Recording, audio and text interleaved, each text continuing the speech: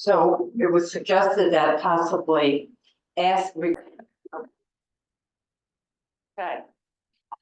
So we do have a forum. So we are going to call the meeting to order at 6:30, right? The minutes have been passed out. Does anybody have any additions to the minutes or corrections? Okay. Neither Woody nor Charlie can be here tonight, for whatever reason. But they will be able to, look at the recording. And that will be helpful since Lindsay's gonna give us a nice presentation. Okay, so can I have a motion to I'll make a motion to accept the minutes. second? What? I wasn't there somehow. Forgot. Okay, can you make it second? How can I second? Yeah, you can say. I second. Okay, all in favor of the minutes, please raise your hand. Okay, minutes are accepted. Okay, under all business, the update on the Baldwin Hill property, we're still working on that. I sent some invoices, I gave some invoices to, Linda Gomez, who is, our finance person, what do we call her? Finance manager. Finance manager, Director of director, finance, yeah. director of finance. And, two of the invoices had not gone to, they had not yet gone to the selectmen, so that has to go first to the selectmen. Even though we approved it at one of our meetings. So, but the selectmen are meeting on Thursday. She promised that it would be on the agenda. And then, after that, she said it would go to the Board of Finance. But she is cutting the checks this week, so that should be good. So that money, it's $2,800 and $7,000 that goes to, Ken Rica, who has done the, engineering for the Baldwin Hill property. And it was held up because, he did not send on information to Bill Fairburn, and Bill Fairburn insisted that the whole thing be complete before we submitted the invoices. So that's gonna be done. Any other questions about Baldwin Hill? I would just say that the 7,000 was the ARPA money, Yeah, and that's why it was like in two pieces. Yeah. Okay, then, there's an additional property that is promised to be donated to the Washington Community Housing Trust. We're hoping it was gonna be done this month, last month. It's gonna be done on April 12th. There's a closing for that. So then they can start, working on that. Bill has said, he has some engineers lined up to begin that work, to begin the feasibility studies for that. And then the Litchfield County Center for Housing Opportunity is gonna write up a proposal. Isn't that correct, Lindsay? For the new property? Yeah, I sent that to Bill today, just basically a very like half-page summary of the engineering feasibility work that's needed that could be sent out to these potential engineers, and then we can get a quote from them. Yeah, so that hopefully each person that is looking at what is needed gets the same information. Okay, we had hoped that the selectmen would have met and spoken about our request for the change in the ordinance, but for some reason or other, they did not have it on their agenda. So that's supposed to be coming up this Thursday, I believe, I right? double checked Mary, and both the expenditure and the ordinance are on the agenda So- Thursday. So it might be good if, some of us showed up at the meeting or at least on the Zoom for the selectmen's meeting, What time is the meeting? 5:30. on Thursday. Okay. Also the property that's gonna be donated, Bill did say that they are willing to look into having some multifamily housing on that particular property. How much property is It's it? 30 acres. Oh, Don't know exactly where it is, but we, hopefully by April 12th, we will know that. Okay, so we have Lindsay here to talk about the playbook and toolkit that was developed, and we all have copies of it here with us. Oh, great. So would you like to do your presentation? You said you had something. Sure. Okay. Yeah, so I have a quick PowerPoint. Let's see. Oh, can you allow me to share? Either make me a co-host or however you do that. yep. There you go. You should be Okay. good now. Great.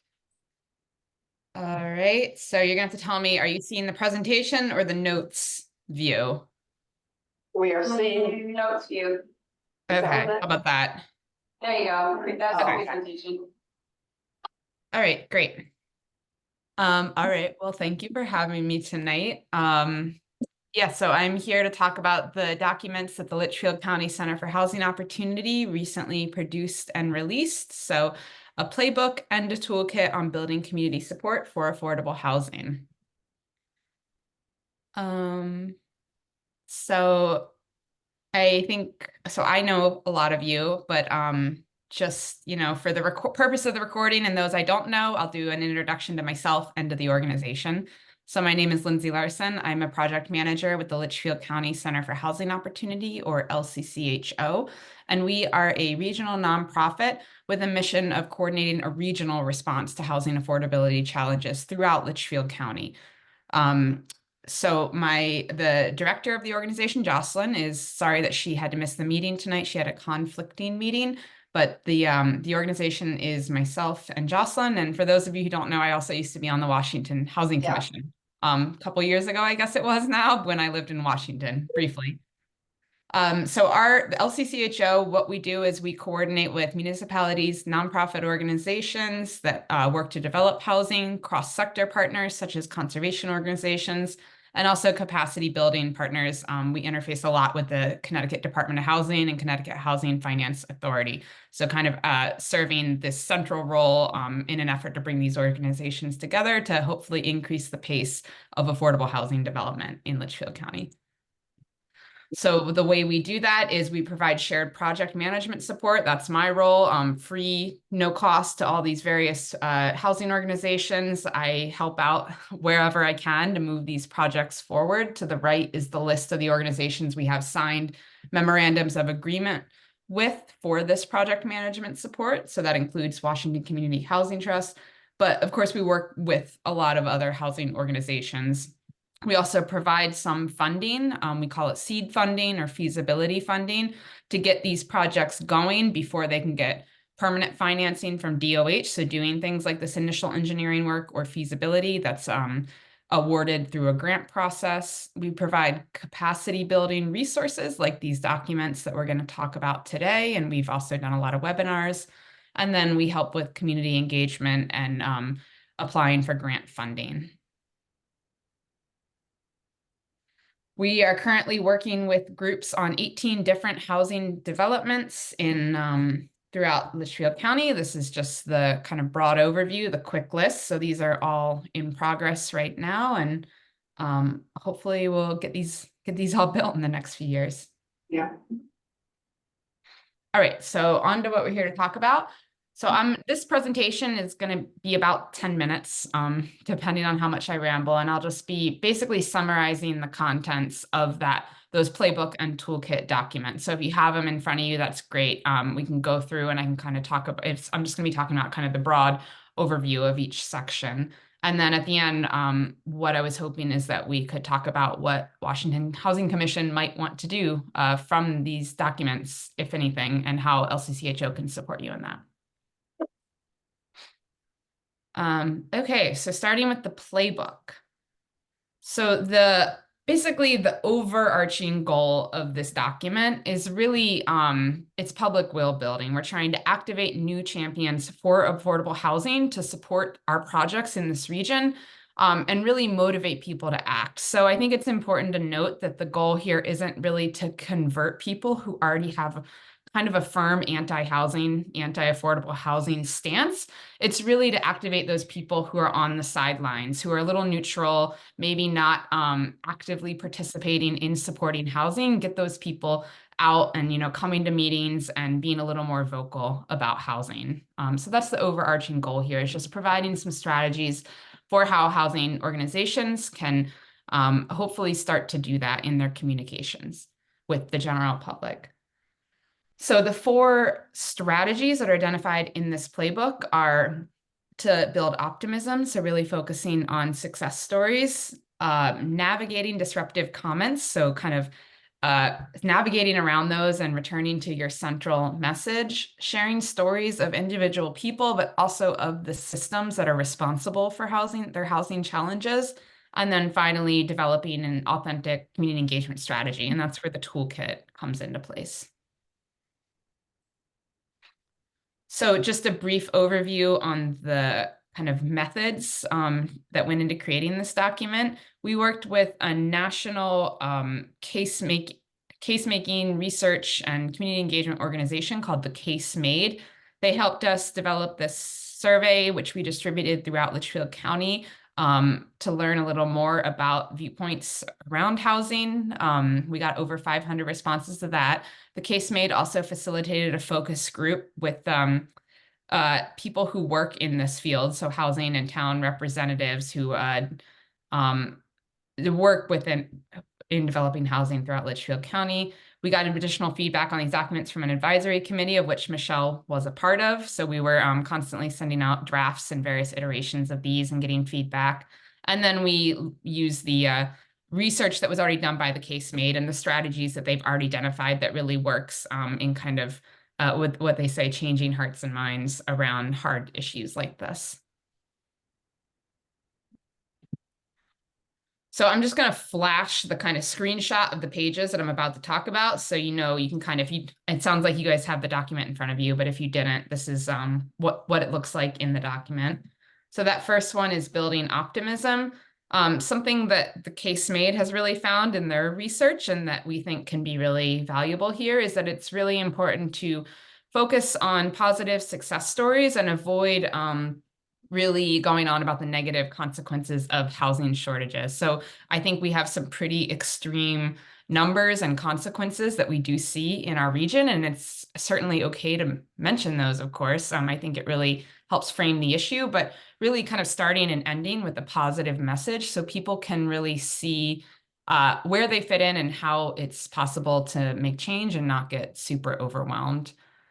So really just showing that positive change is possible and that it's already happening. So I think a way that LCCHO can help with this is that we're kind of a little intimately involved with a lot of your neighbors and towns that are working on this and can really point to a lot of past and current success stories around housing challenges that we can share. So really showing people that this is possible and it's already happening. And then in the housing world, local control kind of gets a lot of negative press, I guess, around how it can be used to restrict housing, but it actually, you can kind of turn it into a positive and show people how much control they actually have over the housing they want to see in their town and how, you know, multiple voices can contribute to maybe having a positive impact, like what you all are doing with trying to change the multifamily regulations. That's a great example right there in Washington. So the second part is navigating disruptive comments. And this was new to me. I think this is a really interesting strategy that I hadn't thought about a lot. So we all know the common things that people say against housing. And what the Case Made has found is that a way to respond to that is finding kind of central ground, something you can agree on in that point, and then navigating around and returning to your central message. So kind of spinning it away from the negative thing they just said and back to your point. So we have a great table in there that kind of lists some of the common things we've heard people saying against housing and how you can find that common point and navigate back. And I think this is probably really hard to do in the moment unless you're practicing a lot, but I'm going to be working on it as I talk about housing. I think it's good to keep in mind. So the example is that we hear a lot in Litchfield County: housing development threatens our rural nature and open space. So you can say, I also love rural nature. That's why I live here. I'm happy to be near so many hiking opportunities, and that's why I advocate for sustainable development, green building. That's an example, and there's several examples in the document. So in this section, there's also a number of other recommendations around navigating away from these narratives. So that first one we already talked about, navigating away from the negative narratives.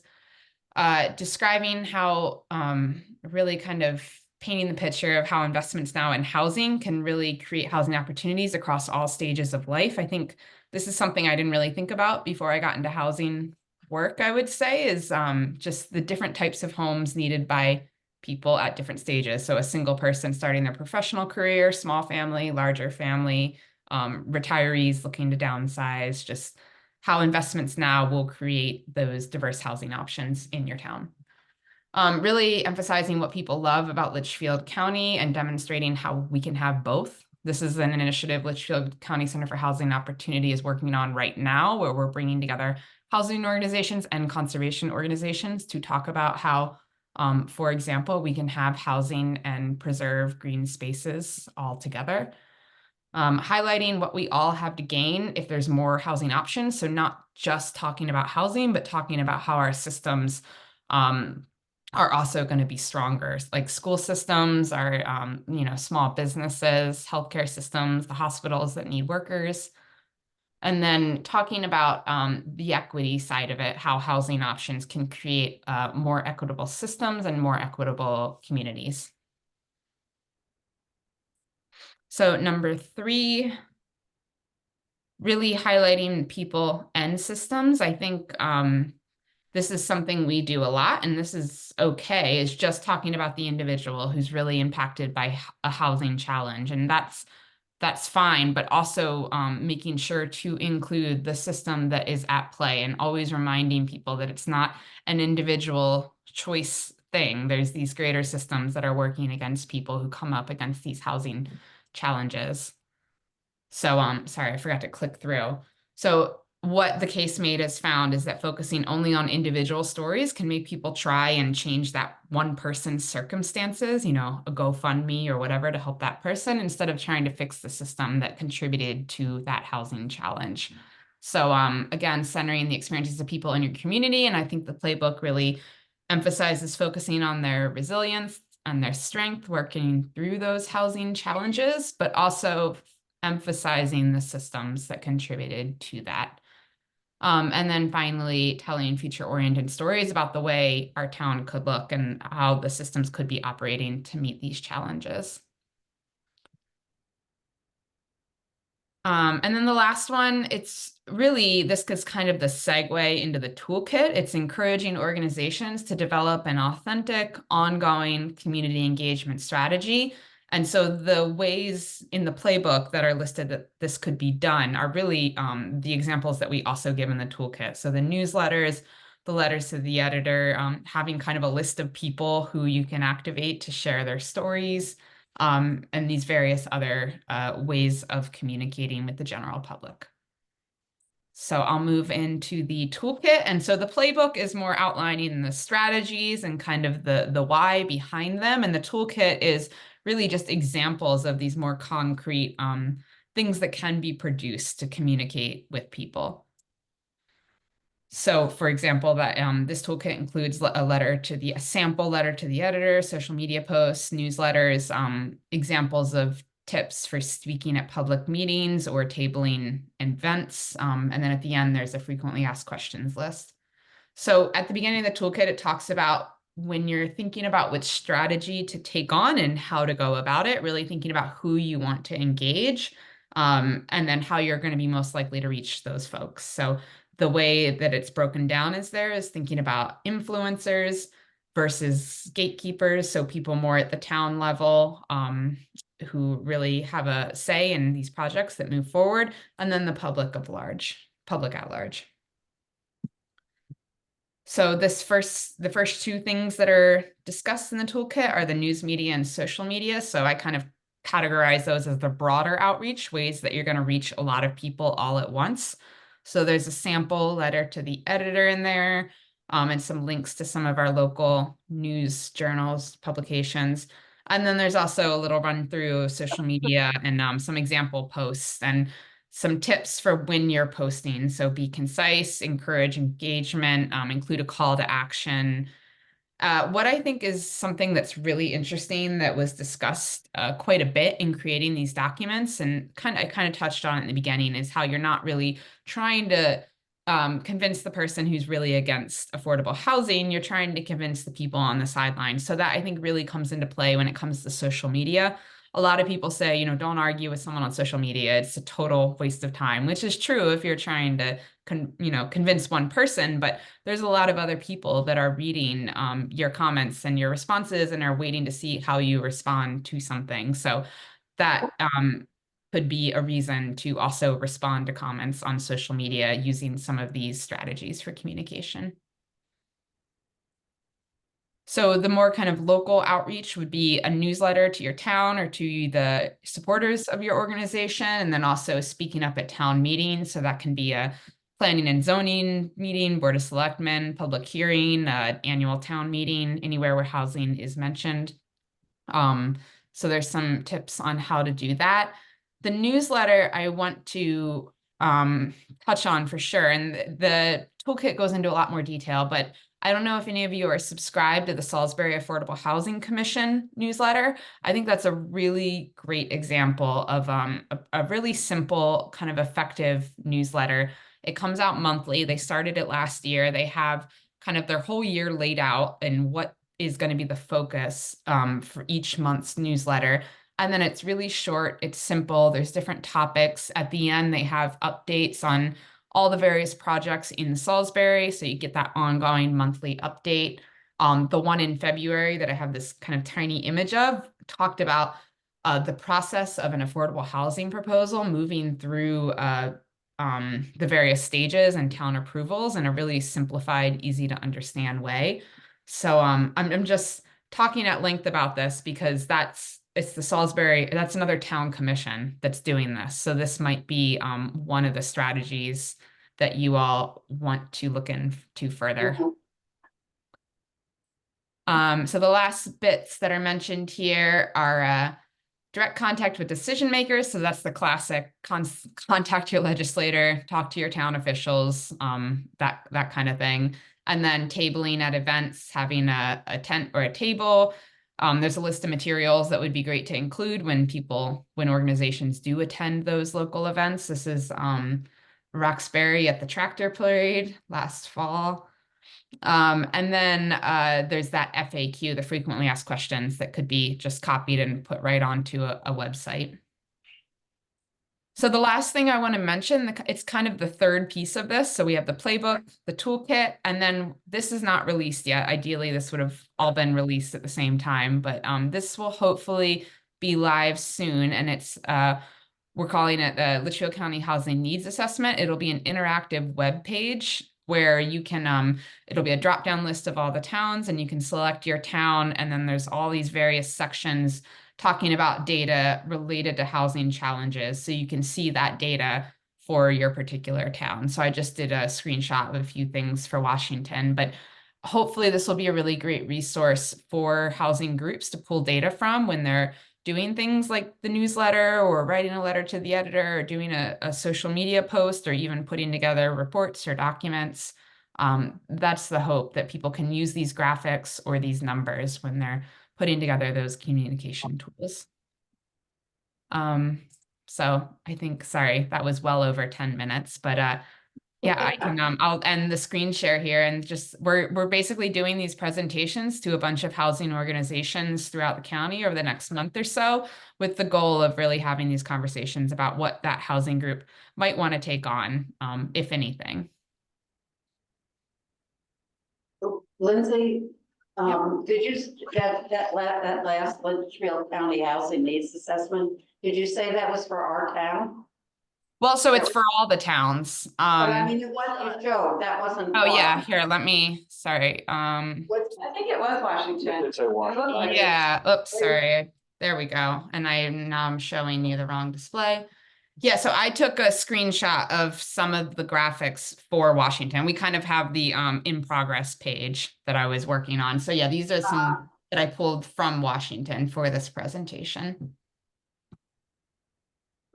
Just as an example. I can't really see what's on there. So that was the first one is the percentage of households. Lindsay, it's interesting because I see that the source is the American Community Survey, Mhm. which there's a lot of issues with that. Right. It's a data point, so I would be hesitant to use that. Right, That's the same data that showed that Washington had the highest growth of young people or something, and they reported it in the CT mirror, and it's just not correct, and. right. So there was much discussion on data sources in putting this together and how ACS is not necessarily the best for these small towns because the sample size is so small. So I think I maybe by chance just chose 3 bad examples that do all use ACS data, because I think for the most part, if there was any other way to get that information in a more up-to-date, accurate way, we would use a different source. But I can, I'll mention that to Jocelyn that was immediately flagged. But yeah, I know that was discussed at length. I'm wondering, have you used Data Haven at all? Because they do community profiles every year, and they seem to have up-to-date information. I don't know if you're familiar with them. Yeah, I think so. I'm wondering where their data comes from. If they're pulling it from Oh, census yes. data, probably. They We use were- ACS too, but they also use some like Department of Labor, like they use some other The sources. community Right. profile. Yeah, the Data Haven does. So we worked with the RPA, Regional Plan Association, on this, and the guy, the tech wizard who's putting this together is also like a real data guy. So I think between him and Jocelyn, they were kind of hopefully, I imagine, kind of leaving no stone unturned in terms of data sources for this. Because I know they did pull some stuff from Department of Labor.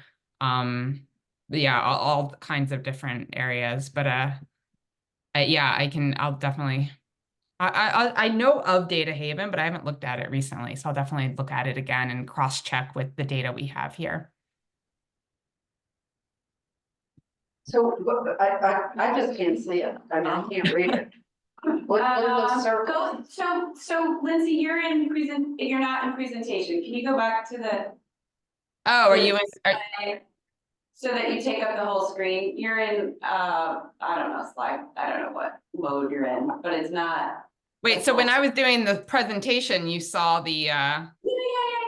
No, so go Okay. back to the share and go Yeah, I don't know. to presentation mode. You just got out of it somehow. Here it is. There we go. okay. Oh, okay, that's. You see that? Yeah.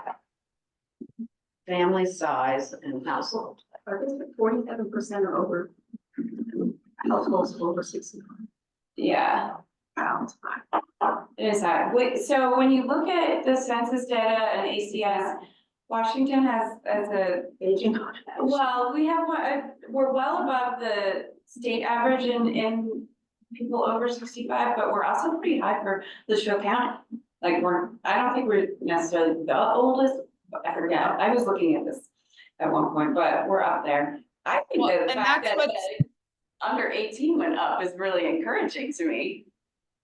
That's But what's that- interesting about this page is it'll show a side by side your town as compared to Litchfield County as a whole. I could probably open up the kind of practice page if people really want to see what it might look like. Oh, no. Sure, yeah. Okay, it'll take me a second to find that. This is I should say all draft forms still, not final. Yeah. But let me see if I can find it. Well, actually, you know what, Michelle, you probably saw it because Jocelyn sent it out for comments. I did. Right. It would be easier for you to find it than Yeah. for me because I'm on the conference room laptop. Right. No, yeah, I know. I'm just saying you have seen kind of the format, what it Yeah. looks like. Yeah, I'm just looking for that email that she sent. Oh, I here we know, go. that's exactly what I would have been doing too, looking Yeah. for that. I mean, I looked at it, I played with it, but Oh I didn't. no, I'm getting a page not found. So, I mean, hopefully that means that he's working on it. This is the link that she sent in that email a couple weeks ago. Yeah, so maybe he's working on it, updating it. I don't know why that would make the link Okay. broken. Okay, so never mind. Forget it. So when do you think this information will be available to all of us? Well, gosh, I would hope within the next month, if not sooner. I know we're working on scheduling one more meeting with the person at RPA, kind of the web developer that's doing that. And I don't think that last meeting is scheduled, but hopefully that'll just be to kind of finalize things. But I will make a note to ask Jocelyn and I can get back to you on that. You mentioned subscribing to the Salisbury newsletter or whatever it was. Yep. So anybody can subscribe to that? Oh yeah, yeah. What is interesting about that, their email list is that they felt the person who developed this community engagement strategy for Salisbury, they used a consultant. She and the group agreed, felt really strongly about using an opt-in policy with that. So they really only will send emails to people who specifically sign up, because I think the idea initially was like, oh, let's just use our email list from this other group. And they really didn't want to do that. They wanted to make sure that people specifically clicked to opt in to that email. So they really pushed it in a variety of ways. I think social media, town emails, all the various housing groups, so that people would really click and sign up. But yeah, anyone can be on it. It's a great example of a newsletter. So they used a consultant to come up with this schedule of. Yeah, you might have seen her talk. Her name's Hannah, and she did our LCCHO webinar a while back on building a community engagement communication strategy, maybe last year. Yeah. Yeah, I saw that. She's done some webinars with us. So I plan on signing up because I think it would be probably really useful for all of us to learn, because Salisbury. So first of all, Jocelyn is a member. Well, not of the commission, of the trust Salisbury Housing Committee. committee. Okay, so they've got some resources on hand, and they've always been like one step ahead, because they were the first one to have their affordable housing plan done, and they were kind of on top of this because Jocelyn lived there. So that's helpful. I think we would all learn a lot. Yeah. I don't know that might be a little ambitious for us to, I mean, if the commission wants to make that an initiative. A goal. A goal, Well, but I think it's like, it would be good to see what we could learn, because like Yeah. looking at that plan, like that would be something that like helps us. Yeah. But I think we can use the communication strategies that Washington already has, which we did. I hope you all saw the cover article for the newsletter. Mhm. I saw it. We did. It was amazing. Yeah, it's really good. And we've gotten a lot of feedback. I blew it, that was my bad. Did not put that it was written by the Housing Commission. I mean, Judy and I worked on it I'd love together. to see who wrote it, because it was. But I've been getting, because the Economic Development Committee puts out the newsletter, people have been saying, hey, who did that? And so I've been saying, it's the Housing Commission. And Lisa at the Market has gotten comments, Pell's, Great. realtors have gotten comments. So it definitely jump-started a lot of conversation. So we did, just so you know, Lindsay. Well, and Lindsay, are you still signed up for this? I am. So yeah, I got it. Yeah, I did see that. Yep. Good. Well, and that's one thing that with that quarterly newsletter, we mail it to everybody, but there's also an electronic version. So if you're on the selectman's email, quarterly, that'll go out. But I will also say that they will not share that list with anyone else. What do you mean, what list? The selectmen's list. Oh, Like if we wanted to create a newsletter, we would have to like start our own database. However, the once a month commission update that Thursday monthly update Right. goes out to the entire selectmen's email list. That's an opportunity for the housing commission to really Make a statement. Make a statement, Right. use that as an opportunity. You're in front of a larger audience than we could start from scratch. Yeah. Yeah, so.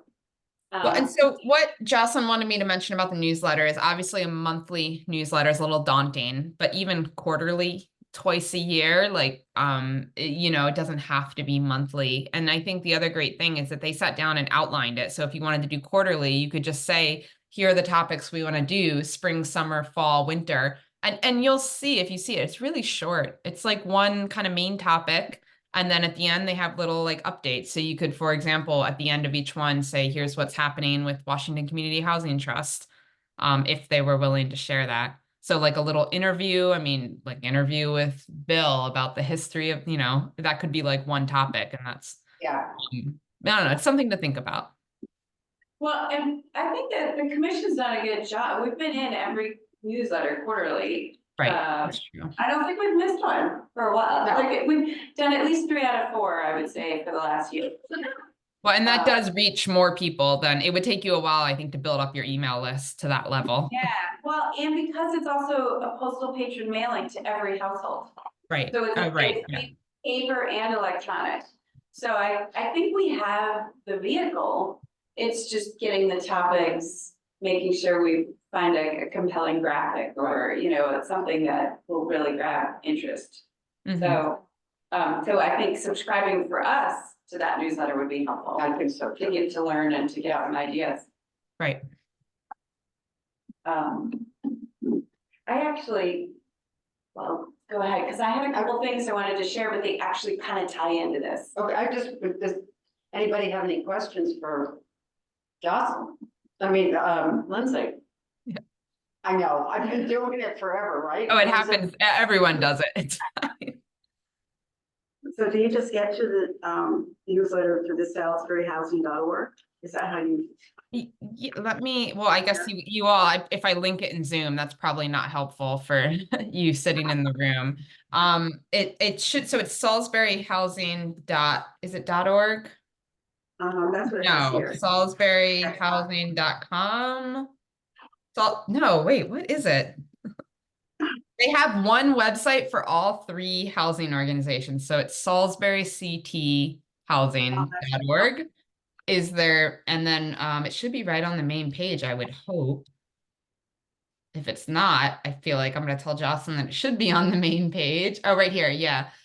You kind of have to scroll part way down. It says stay informed by joining the SAHC mailing list. Hey, Lindsay, will you share your screen real quick? I mean, I can pull it up, but you're already there. Yeah. I just want to see what a website with all 3 organizations looks like.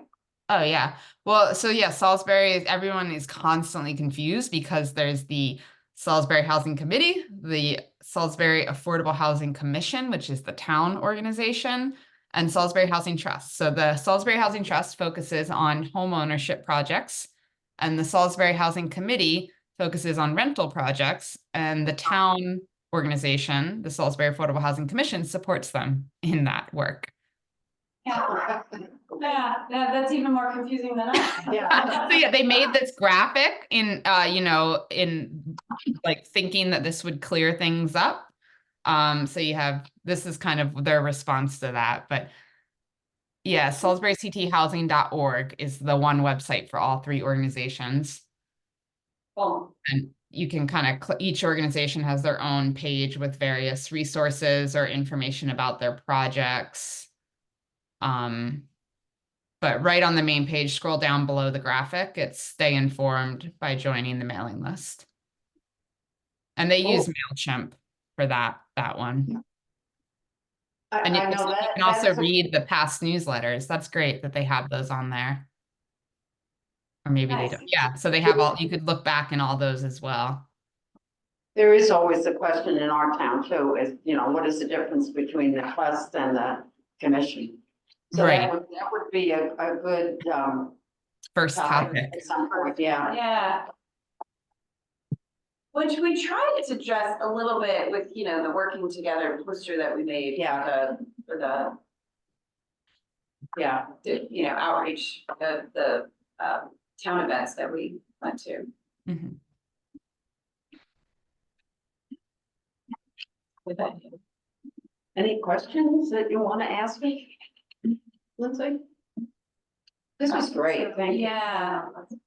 I mean, I just think that, I mean, these documents are fabulous too. But, and you did a great job of presenting it. Oh, thanks. I do feel like I'm just kind of reiterating what's right in there, so you get the same information by reading it. But yeah, I think it'll be helpful to kind of really put it in front of people by doing these Yeah. presentations at organization. Yeah. I think it's great. I agree. And I think, well, Lindsay, you know our community. Is there something else that you feel we should be focused, like, not necessarily like I feel like we know what the communication options that we have here, but either part of the conversation that's like a sticky point that you feel we should focus on that you've heard about, or maybe, the next step in the communications. Like, any thoughts? Yeah, well, I think I do feel like the communications in Washington falls to you all in terms of the two housing organizations. Who's going to be more likely to do some sort of outreach, you or the Housing Trust? Yeah. I think it would be great if there were some more collaborative outreach events with them. But I think you all are already you're already doing the, like you said, the little blurbs in the quarterly newsletter. And then I know you also are tabling some events as well, right? Because that's the other thing I would think of for Washington is there are so many events and really having more of a presence there, or if we could get Washington Community Housing Trust to have more of a presence at some of these town events. I think that's one way to really get out in front of people.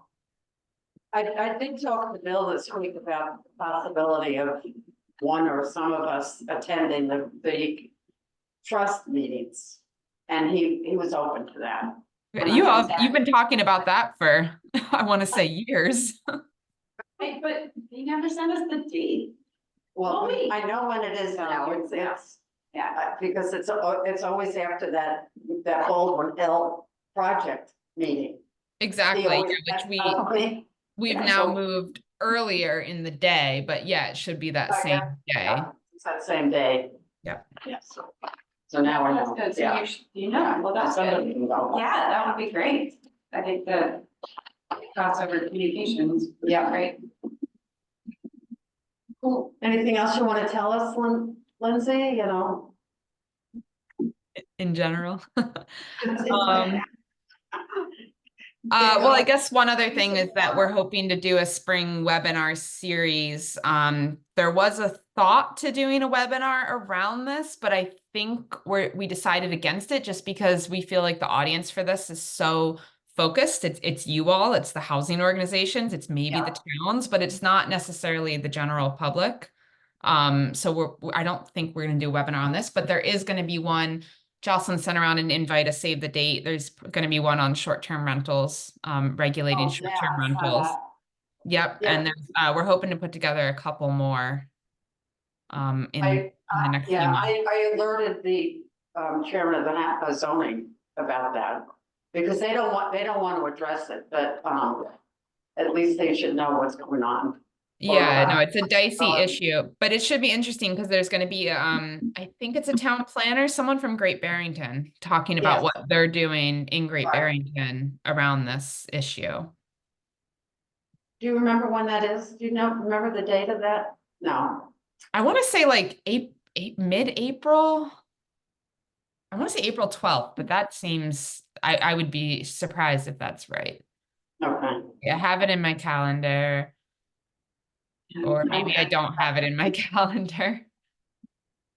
I don't know offhand. Okay. I thought I had put it in mine, but Right. okay. Thanks. Yeah, I don't know where that is. Okay. Yeah, any other ways we can help out, I guess?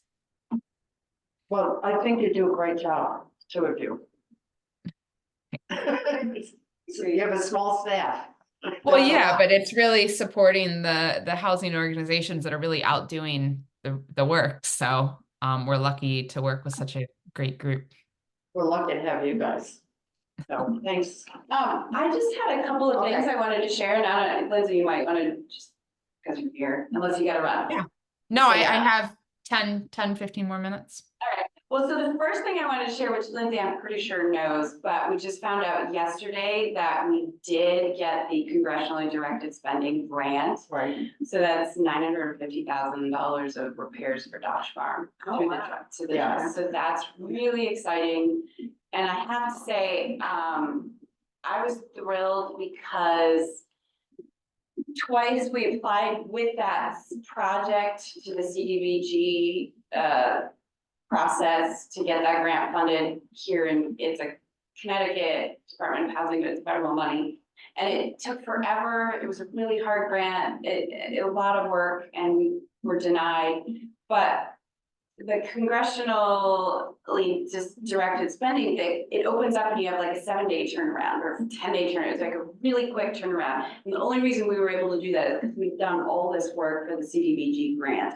We had to get a couple extra letters and stuff, but, so it kind of made me just feel better that time was not all time wasted. It's exciting. So that's really exciting, and the trust should be excited because, you know, those repairs have been looming, and that's, you know, basically $1 million. Yeah. Wait, so, but they are gonna have their hands full, right? So I'm anticipating, you know, I don't know how they're gonna handle a massive repair project plus the big piece of property that's getting donated, plus the Baldwin Hills project. Yeah. So I'm worried about their bandwidth, so we'll have to keep an eye on that, but it's still exciting. And the federal government money moves slow. They even warned us in the email, like, it's not like the money's gonna be sitting there tomorrow, so no worries there. I did also wanna just let everybody know, we talked about the budget request and we met with the selectmen and everything, but the way the process works is that the Board of Selectmen is gonna present their budget to the Board of Finance on April 1st. And then on April 15th, the Board of Finance is gonna vote to send something to a hearing May 2nd. And then the vote for the town meeting is May 16th. And we have a substantial request in there. Yeah. $350,000 to do to go into the Affordable Housing Fund for whatever use. We're kind of hoping that this 30 acres comes through. So I think it would be wise for the Housing Commission to have advocates at all of those meetings, because you just never know. Repeat that again, April 1st. April 1st, It goes to the it's Board of Selectmen to Board of Finance, and that will be the first time we know if our requests survived the first hurdle of the Board of Selectmen. Okay. And if we didn't, there's not a real great mechanism for getting it back. It never goes back in. Yeah. But then we can voice if Board of Finance, you know, if people start. Quibbling about it. But yeah, we can say, please don't cut more. So April 1, April 15 is a Board of Finance vote. Sometimes if it's tricky, they'll schedule an extra meeting if they aren't ready for the May 2nd hearing. The May 2nd hearing is like set in stone, that's like statute or something. And then the town meeting for the vote is May 16th. And the timing on this whole budget process, I'll just let you know, the whole thing is a little dicey because of the reeval and all of the appeals. There are like 76 appeals that have through the end of March to finish, and so they aren't gonna know what the grand list. It's just kind of a moving target, so yeah, so I'm expecting a lot of like last minute changes. So that's that. The home dedication, the Habitat home dedication that we had scheduled for April, I think. One of the homeowners was away, and then the board members gave in date, so, and then I looked at the town calendar, so right now we're looking at June 29. Like, they made the flyer today, so nothing has been scheduled. But I wanted to, so that's a Saturday, it's an 11 to 1. This is a celebration. It's a celebration, but I spoke with them, and I have the graphic here, it's got Habitat and then a Housing Commission logo, we're really hoping we can use this as an educational opportunity, so we want to invite the community. Originally, we had some students on board a cooking class that was gonna make some food for it, but now they're not gonna be in school anymore. But Blaine from Marty's was all on board for providing some refreshment for this event, so that's exciting, and I'm thinking that we'll also maybe get the trust in on this and just Definitely. use it as a big educational opportunity. We want to make sure it's a celebration and that it doesn't turn into like a contentious event. Yeah. But I think having our posters and our trifle flyers and being on hand to answer questions would be great. I have to talk to Cindy, who's organizing it, to make sure this looks like what they want. I don't want to take over Yeah. their event, but. A lot of good ideas. Which I could easily do, but I think it's like they want a lot of people to come, and so I think it would broaden the purpose and make it really about affordable housing, education. Yeah, That would be great. So that's a townwide, everyone invited, Where's it thing. gonna be? Where is? Here in town hall, in the big room. yeah. Yeah, the big room. Yeah, so which is, we, plenty of room to set up some tables. I also think it might be really nice of the housing commission. I mean, we're welcoming 2 new families or 2 new households. I don't know exactly who the people are to Washington. They've just closed on these houses and these habitat homes. If we put together some kind of like little welcome basket, I mean, the WBA used to do stuff like that. I could probably reach out to them. We could, Yeah, there used to be, 1,000 years ago, there used to be the welcome wagon. right? Where somebody would visit a new family in town. So I feel like that might be something kind of nice. Yeah. I can talk to the WBA and see if they have any of those Washington bags on hand, and then if you want to collect some gift certificates or information or whatever. So to do this for the Habitat weekend, For the two, Two people, two new it's people. 2 homes that are closing. I don't know where the next 2 houses are a long way. I don't know. Darryl, you want to tell us how far those next 2 houses are? House number 3 is sheetrocked and painted. House number 4 is sheetrocked and almost painted. That's amazing. Wow. So by June The 29th. foundation for house number 5 is going in as we speak. wow. Wow. So this is so exciting. And Lindsay, just so you know, well, the director just changed, but Habitat. Yeah, Habitat worked with the Department of Housing. They called them and made a deal with them that if they follow the chapter guidelines for home ownership, we can count these houses toward our appeals list. So these houses will count as affordable. So does that mean they're gonna be protected as affordable into the next owner?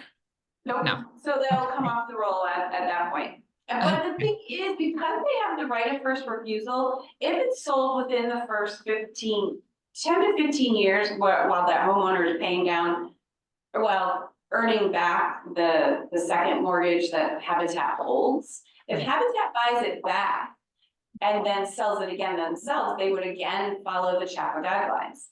Okay. Unless they decide not to, but in theory, there's an opportunity for it to stay affordable if they don't sell it, if they sell it with it, before that. If they live there for 10 to 15 years, then it falls out. So these 3 new homes, they don't have, people that are buying it yet. Well, honestly, I just found out yesterday that the 2 new Chippewa school teachers that were going to rent from me qualified with some magic that we worked. So the 2 new school teachers up at Chippewa are getting house number 3. Make sure we're making a third welcome basket. So if everything works out. That's so exciting. Yeah, wow. So exciting. That's great. Yep. Very cool. I don't know how that happened, but every time we have one of the homeowner workshop things, I send the flyer to the superintendent, you know, to Region 12 and to Devereaux and to the supply and like a couple of the larger employers saying, please share with your employees. And I never know if it happens. Well, the Habitat website it's difficult to circumnavigate, there's no question about it, and I voiced my, but this happened because they approached me about renting from me. Oh, okay. And I said, well, listen, I mean, you guys are a nice young couple teaching at Chicago, I mean, with your income. I mean, why don't you look into this, because, I mean, they've been private school teachers for years, but they don't have anything because housing was part of their. Yeah, Right. Housing was part of their, you know, benefit, I guess. right. So, One thing we found, and we did find this because I know there was a Rumsey couple that were teachers that also applied for one of the original Habitat homes. 2 teaching incomes often bumps you over the threshold. Right. 1.5 works great, but two, well, especially at a public school. I mean, Rumsey's pay scale is a little bit different, so that might, yeah, so they might fall into, you know what, they might exceed the, which is such a drag because we have no middle income. You know, it doesn't mean they can afford anything we have in town, so. Interesting, okay, well, fingers crossed on that. Good. That's all good news. Yeah. Thank you for that good news. Yeah. Well, no, those were all the things I wanted to. Is there anything else anybody wants to bring up? Okay. Can I ask a quick question? I saw that picture in Lindsay's presentation of the tablecloth that the Roxbury. has Oh, been yeah. made. So if we have money in this year's budget left, Oh. can we can I get a tablecloth? Can I make a tablecloth? Yeah, you know, they're a brand new organization too. They got that tablecloth. I know, that I is know. snazzy. With each year, like at the end of last year, there was a little bit of budget left and I bought some brochure holders for the housing, you know, for our table displays. But I have not done the printed tablecloth and I'll bring some designs to you all, but I think it would be nice I think to that's have a the great trust idea. and the commission, both logos and what was the tagline, together we can build it or something like that. So I think that would be great and we'll use it over and over. and over. Okay, so come up with well, we should, you know, contact the trust, so see if they Yes. want to do it, and then, Yeah, yeah, but it would be nice to have it in time for that June 29th. Oh, yes. Home dedication. Yeah. Cool. So does everybody agree? That that's a good thing to do? Okay, so you can put that in the minutes. make a motion, Michelle. You guys have to make a motion. Yeah. I'm just a Make it- facilitator, I don't get to vote. Just the work of Okay, meeting. anything else? Nope. Thank you all for being here, and thank you especially, Lindsay, for all your good work and for being here tonight. Yeah, well, thanks for having me. And yeah, sorry again that Jocelyn couldn't make it, but I'll take these comments back to her for sure. Oh, yeah. Yeah, Cool. thank you for all our good work. I will. Okay. So meeting is adjourned. Thanks. Great. Good night, everyone. Bye. All right, guys, good night.